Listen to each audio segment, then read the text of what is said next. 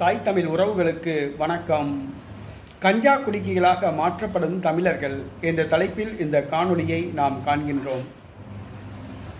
பொதுவாக சுதந்திரம் அடைந்த பின்பு தமிழகத்தில் மதுவிலக்கு இருந்தது. மதுவிலக்கை தளர்த்தியவர் கருணாநிதி.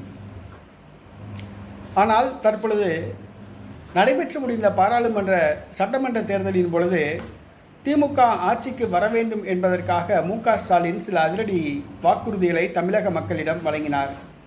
நான் ஆட்சிக்கு வந்தால் தமிழகத்தில் ஒரு சொட்டு மது கூட இருக்காது என்று கூறினார்.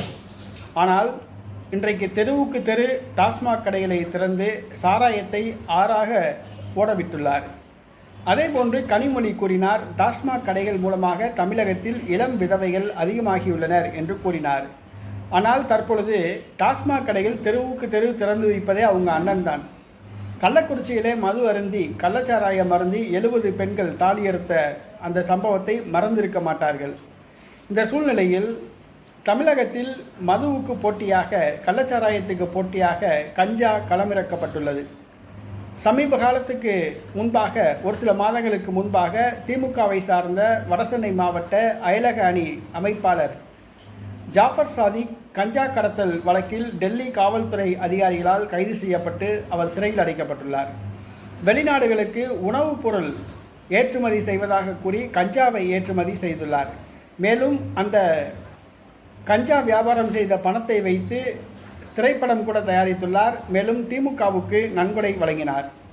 அதேபோன்று விடுதலை சிறுத்தை கட்சியின் சென்னை மண்டல துணை செயலாளர் சலீம் என்பவரும் கஞ்சா கடத்தல் வழக்கில் சிக்கினார். அதேபோன்று ராமநாதபுரத்தை சார்ந்த சிறுபான்மையினர் அணி மாவட்ட திமுக சிறுபான்மையினர் அணி மாவட்ட செயலாளரும் இந்த கஞ்சா கடத்தல் வழக்கில் சிக்கினார். தற்பொழுது தமிழகம் முழுவதும் கஞ்சா கடத்தப்படுகிறது, கள்ள விற்பனை செய்யப்படுகிறது. குறிப்பாக பள்ளி மாணவர்கள், இளைஞர்கள், இலங்கை அகதிகள் முகாம்களில் உள்ளவர்களை நோக்கி இந்த கஞ்சா விற்பனை சர்வசாதாரணமாக விற்கப்படுகிறது. குறிப்பாக பள்ளி மாணவர்கள் படிக்கின்ற பள்ளிகளுக்கு அருகில் உள்ள பெட்டி கடைகளில் இந்த கஞ்சா விற்பனை செய்யப்படுகிறது.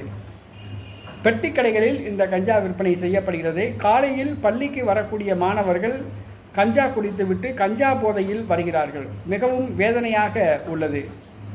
இன்றைக்கு தமிழகத்திலே கஞ்சா கள்ளச்சந்தையில் திறந்து விற்கப்படுகிறது. இது தமிழ்நாட்டில் உள்ள அனைத்து தமிழர்களையும் கஞ்சா போதைக்கு அடிமையாக்கிற விதமாக இருக்குது. தமிழை எப்படி நாசமாக போகணும்? ஒன்று சாராயத்தை குடித்து கெட்டுப்போ, உடல்நலம் பாதிக்கப்பட்டு செத்துப்போ, கஞ்சாவை குடித்து செத்துப்போ அப்படின்னு சொல்லிட்டு இன்றைக்கி தமிழக அரசு கண்டுக்காமல் இருக்குது.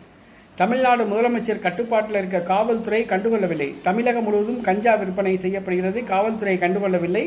பள்ளி மாணவர்கள், இளைஞர்கள், கல்லூரி மாணவர்கள் இந்த கஞ்சா போதைக்கு அடிமையாகியிருக்காங்க. ரொம்ப வேதனையான விஷயம். இந்த கஞ்சா போதைக்கு தமிழர்கள் அடிமையாகியுள்ளனர்.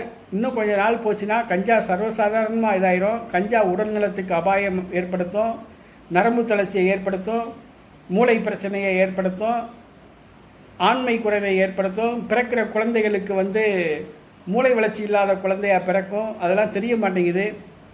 தமிழர்களை நோக்கி இந்த கஞ்சா விற்பனை செய்யப்படுகிறது. இது கஞ்சா ஒரு ஸ்லோ பாய்சன் என்று சொல்லலாம். மனிதர்களை கொல்லும் ஒரு ஸ்லோ பாய்சன்.